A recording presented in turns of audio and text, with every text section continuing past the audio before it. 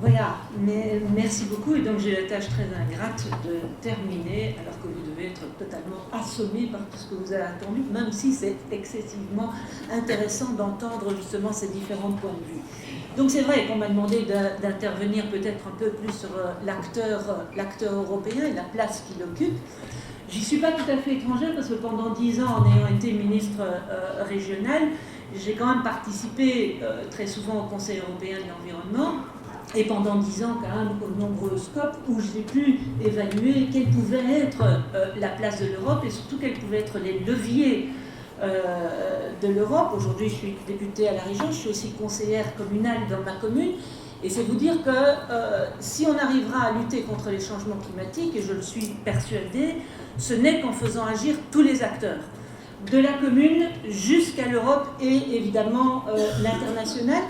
Et je suis assez heureuse d'agir justement à tous ces niveaux-là, parce que ça me permet aussi de faire du lien entre ces différents niveaux de pouvoir. Parce que ce que j'ai pu remarquer, en tout cas pendant ces nombreuses années comme ministre, c'était souvent le cloisonnement dans lequel sont les différents niveaux de pouvoir. Or, si à un moment donné, on ne fait pas le lien entre le local, la région, et j'en passe également, et le fédéral et l'Europe, on n'y arrivera pas. Alors, ce rôle de l'Europe autour de la table. D'abord, l'Europe, sur la question des changements climatiques, a toujours été considérée comme étant très ambitieux. On va dire, c'est peut-être pas très difficile d'être ambitieux quand on avait les États-Unis qui n'étaient pas du tout. Quand on a aussi du côté de l'Inde et de la Chine, même si les choses ont évolué, aussi d'énormes freins. Mais c'est vrai que l'Europe a toujours été considérée comme étant assez ambitieuse dans les négociations. Mais il ne faut pas s'y tromper. Ambitieuse peut-être, mais c'est parfois, et ça a été souvent, l'arbre qui cachait la forêt. Parce que faire un consensus, en tout cas autour de la table, je parle ici plus spécialement, pas tellement du Parlement européen, mais du Conseil européen de l'environnement, eh bien ça n'a pas été facile. Et donc on se rend compte très très rapidement, parce qu'en plus les positions doivent être prises à l'unanimité, que les intérêts particuliers dominent très souvent les intérêts de l'Europe. Et que donc la Pologne va à un moment donné bloquer les négociations, parce qu'effectivement elle a ces mines de charbon. Qu'à un moment donné, effectivement, des pays du Sud, l'Espagne, la Grèce, pour des raisons également tout à fait légitimes et sociales, vont également bloquer les négociations. Et donc que c'est, et c'est moins connu, un lent processus. On parlait de ce lent processus, et c'est vrai, même si je peux dire, la première fois que j'étais à une COP, c'était en 2004 à Buenos Aires, je peux quand même, et là une note d'optimisme, voir qu'en 10 ans, énormément de choses ont quand même avancé. Beaucoup trop lentement par rapport aux enjeux et aux défis, mais malgré tout, il y a eu des choses qui ont changé. Alors les freins autour de la table européenne, c'est aussi, en tout cas dans le Conseil européen de l'environnement, les freins parce que très souvent on a limité, vous l'avez très très bien dit, au ministre de l'Environnement. Et que souvent, quand ça ne les arrangeait pas, ils se retranchaient derrière soit les ministres du budget et des finances, soit leur Premier ministre. Et tant qu'on ne fait pas non plus le lien entre tous les ministres, et principalement les ministres aussi du budget et les premiers ministres, les seuls ministres de l'Environnement ne peuvent pas y arriver. Alors, ça dépend aussi des acteurs, et il y a beaucoup d'acteurs dans cette pièce, c'est la détermination et la volonté au niveau européen du commissaire qui est en place.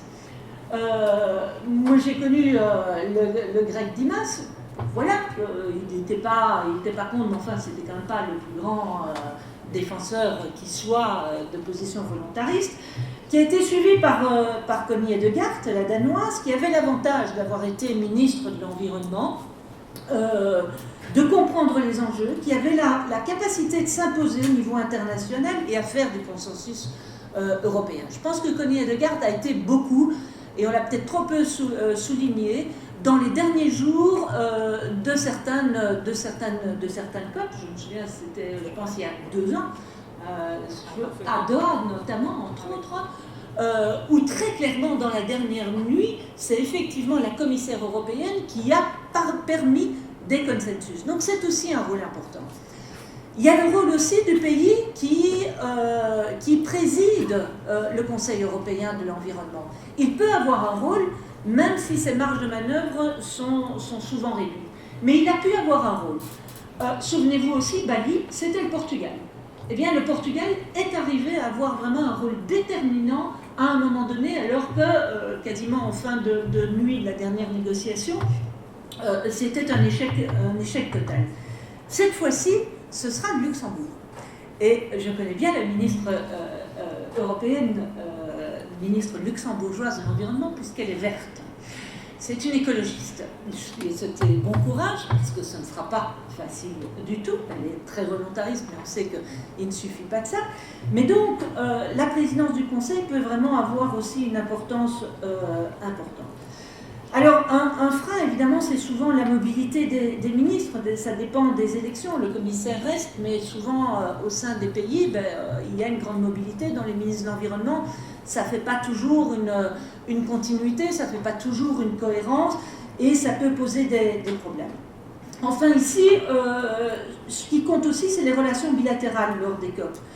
Ça peut être la France avec les pays francophones, avec les pays africains, l'Espagne avec l'Amérique latine. Ça peut avoir un air un peu colonialiste, mais c'est comme ça. Il y a des relations souvent aussi de confiance entre ces pays-là, et il faut jouer là-dessus.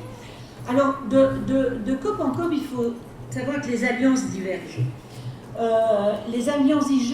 Et là aussi, l'Europe doit s'imposer pour garder ce leadership, ce qui n'est pas toujours facile. On l'a entendu, il y a pour l'instant un accord il y a eu un accord, il y a en tout cas eu des rencontres entre Obama et le premier chinois. Ce qui est intéressant, ce qui est nouveau, ce qui est vraiment une avancée, il ne faut pas que l'Europe perde, également son leadership et qu'elle se situe là-dedans. Maintenant, ce sera à Paris.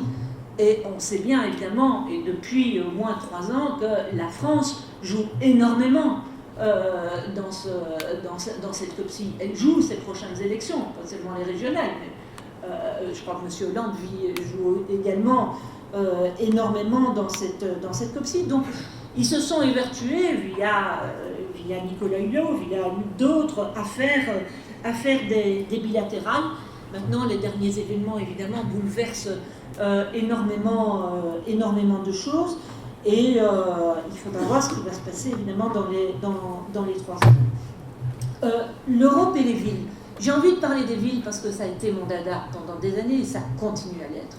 Et je peux vous dire, et j'ai entendu Yvan Maillot, et je suis contente que des villes bruxelloises, des villes belges, il y a beaucoup d'autres villes aussi en Belgique, se sont engagées dans les réseaux de villes.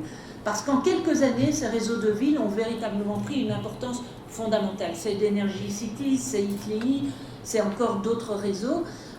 Ce qu'on voit, c'est que dans certains pays, et je prenais les États-Unis, ce sont les villes qui vont beaucoup plus loin que les États, pour l'instant. Les plans de ville sont souvent beaucoup plus ambitieux. Mais pourquoi ? Parce que souvent aussi, ce sont les villes qui sont aux manettes du quotidien. Ce sont les villes qui peuvent avoir des leviers aussi directs. Quand je parle des villes, je peux parler aussi de certains territoires comme des régions. Mais donc, je pense que ça, c'est une évolution intéressante, tout comme l'évolution aussi des acteurs non étatiques. J'avais fait tout, mais ça, je ne vais pas y venir. C'est sur la résolution qui est passée au Parlement européen au mois d'octobre, qui est tout à fait intéressante, qui a été quand même votée à une assez large majorité.